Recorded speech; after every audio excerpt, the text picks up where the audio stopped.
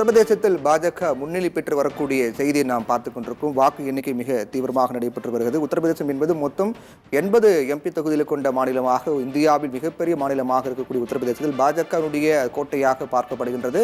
இந்த முறை ராமர் கோயில் ஃபார்முலா அங்கு ஜெயிக்குமா அல்லது ஏதேனும் மாற்றம் ஏற்படுமா என்ற எதிர்பார்ப்பு ஒட்டுமொத்த நாட்டு மக்கள் மத்தியிலும் காணப்பட்டது.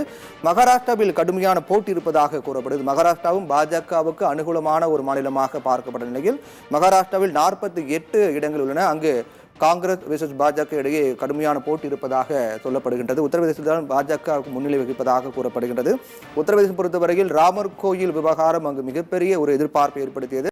இந்த முறை 2024 தேர்தலை பொறுத்தவரையில் ராமர் கோயில் இந்தியா முழுவதும் எடுபடுமா அல்லது உத்தரப்பிரதேசத்தோடு சுருங்கிவிடுமா அல்லது எடுபடாமல் போகுமா என்ற பல்வேறு கேள்விகள் எழும்பின.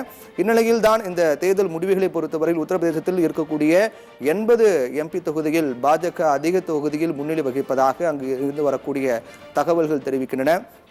அதே போன்று மகாராஷ்டிராவை பொறுத்தவரையில் கடுமையான போட்டி காணப்படுகிறது. மகாராஷ்டிராவில் 48 இடங்கள் உள்ளன. மகாராஷ்டிராவும் இந்திய அளவில் அதிகம் எதிர்பார்க்கக்கூடிய உற்றுநோக்கக்கூடிய ஒரு மாநிலமாக உள்ளது.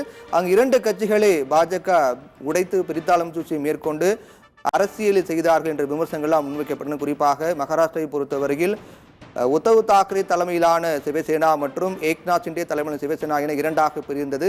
அதே போன்று தேசியவாத காங்கிரஸ் கட்சியும் 2ஆக பிரிந்து அஜித் பவார், சரத் பவார் என பிரிந்தது.